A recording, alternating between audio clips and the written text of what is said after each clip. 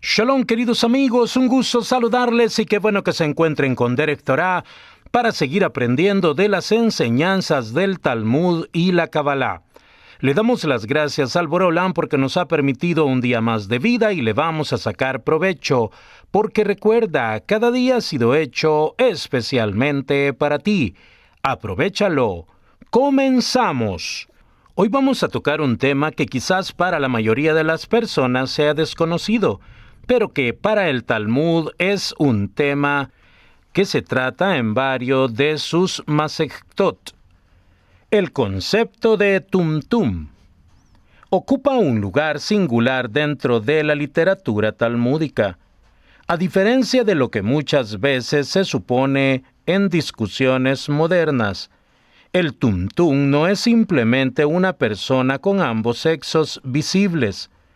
En la terminología halágica clásica, el Tumtum es una persona cuyos órganos sexuales están cubiertos u ocultos, de manera que no es posible determinar externamente si es hombre o mujer. El Talmud distingue cuidadosamente entre el Tumtum y el andrógino, que es un tema que podemos tocar en próximas entregas.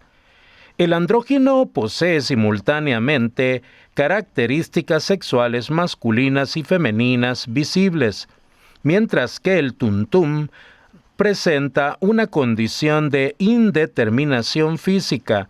Sin embargo, ambos casos fueron objeto de extensos análisis porque plantean cuestiones fundamentales sobre la identidad humana, la creación divina y la relación entre cuerpo y alma. La fuente más antigua de esta discusión se encuentra en la Mishnah.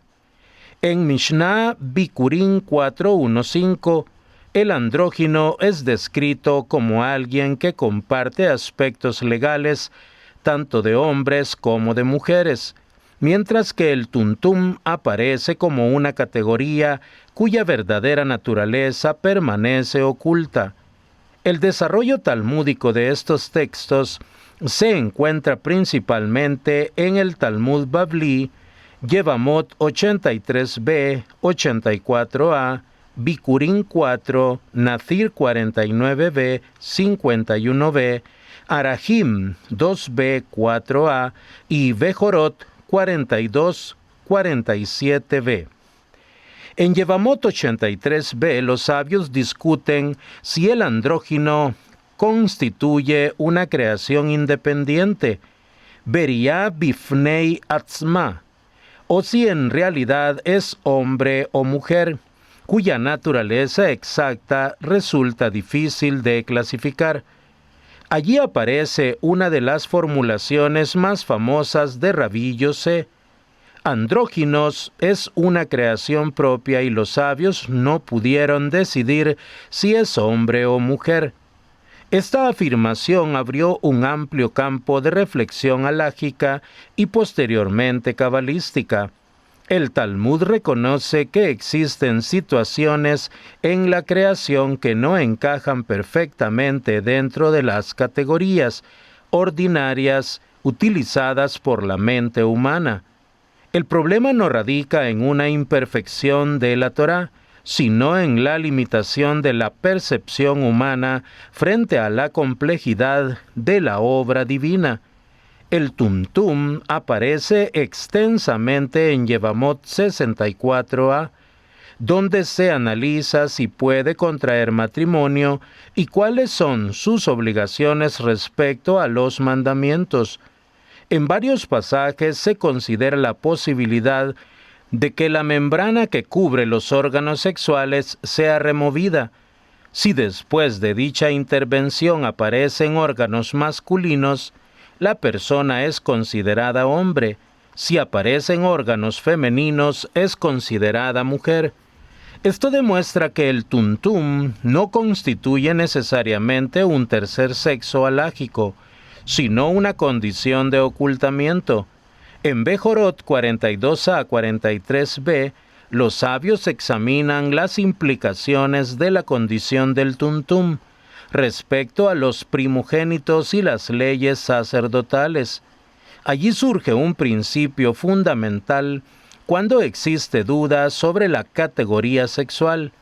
La halajá adopta frecuentemente una posición de preocupación. Por ello, el tuntum puede quedar sujeto simultáneamente a ciertas obligaciones masculinas y femeninas, mientras su condición permanezca indeterminada. Otra discusión importante aparece en Nazir 49b 50a, donde se estudian las leyes de impureza ritual aplicadas al tuntum y al andrógino.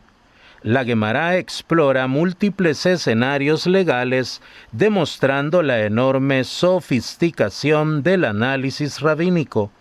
El objetivo no es etiquetar a la persona, sino determinar cómo se aplican correctamente los preceptos de la Torá. Sin embargo, la dimensión más profunda surge cuando pasamos de la halajá a la Kabbalah. Los cabalistas vieron en estas categorías una manifestación de misterios espirituales vinculados a la creación de Adán Harishon. Según el Midrash y diversos textos talmúdicos, el primer ser humano poseía una naturaleza extraordinariamente compleja, antes de la separación entre masculino y femenino. En Berajot 61a y Erubín 18a, Rabbi Yirmiyá ben Elazar enseña que Adán fue creado inicialmente con dos aspectos, masculino y femenino, unidos en una sola entidad. El versículo declara, varón y hembra los creó. Los cabalistas interpretaron este pasaje como una referencia al estado primordial de unidad anterior a toda división. En el pensamiento del Zohar, especialmente en Zohar 1.34b, Zohar 1.55b y Zohar 3.290a, el masculino y el femenino representan principios cósmicos presentes en toda la creación. La separación de Adán y Javá no fue una disminución, sino un proceso necesario para que pudiera existir la unión consciente. Según el Arizal, en Etz Haim Sha'ar Hakelalin, toda alma contiene aspectos masculinos y femeninos. Ninguna alma es completamente masculina ni completamente femenina en sentido absoluto. Lo que observamos en el plano físico es solamente la manifestación predominante de una estructura espiritual mucho más compleja. La Kabbalah considera que el tuntum simboliza el misterio de aquello que aún no ha sido revelado.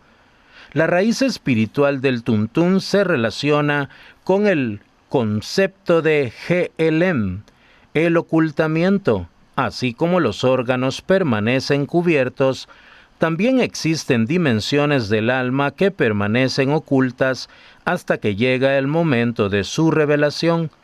Los cabalistas vieron en ello una poderosa metáfora del proceso espiritual humano.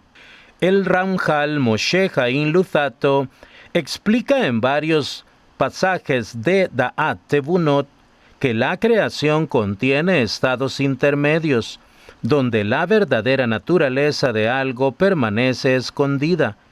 El tuntum se convierte así en una imagen viviente de la tensión entre potencialidad y manifestación.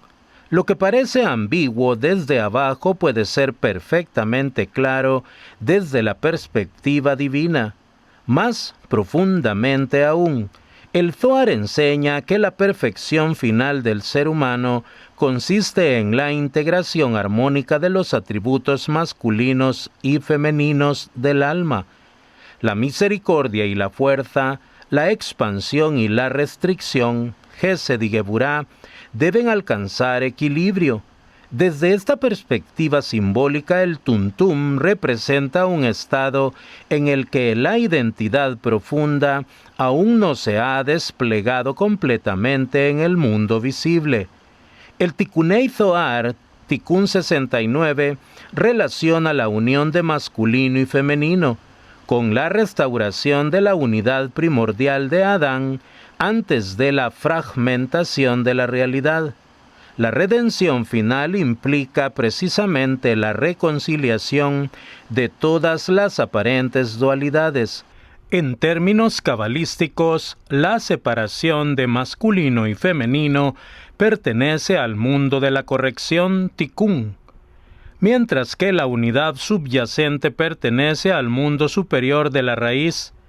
Los comentaristas cabalísticos posteriores señalaron que existen varias categorías estudiadas por los sabios: Zahar, varón; Nekevá, mujer; andróginos, Tuntún; Ailonit, mujer que no desarrolla características reproductivas ordinarias; y Saris, varón incapaz de reproducirse. Estas categorías aparecen dispersas en Yevamot, Bikurín, Bejorot y otros tratados. Para la Kabbalah, todas reflejan diferentes combinaciones de energías espirituales presentes dentro de la creación. En conclusión, el Tuntún no debe entenderse simplemente como una categoría biológica excepcional.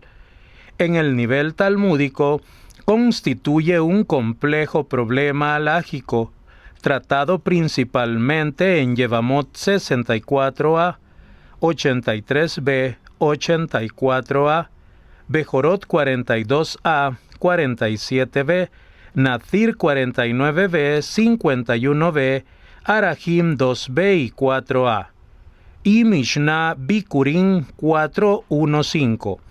En el nivel cabalístico simboliza el misterio de la identidad oculta, la coexistencia de potencialidades aún no reveladas y el recuerdo de la unidad primordial presente en Adán Harishon.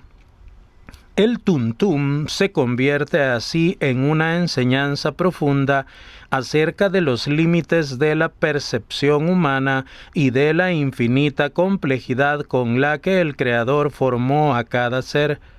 Allí donde el hombre ve ambigüedad, la Kabbalah ve profundidad. Donde la mente percibe incertidumbre, el alma percibe un secreto que espera ser revelado. Esperamos que este video deje claro que hay personas que son diferentes a la generalidad y por ello tienen diferentes niveles espirituales.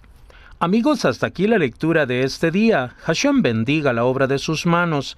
El Boreolam mande Parnasato va a sus mesas, tanto espiritual como materialmente, y que la luz de la Torá ilumine sus rostros. Hasta la próxima con la ayuda del Boreolam.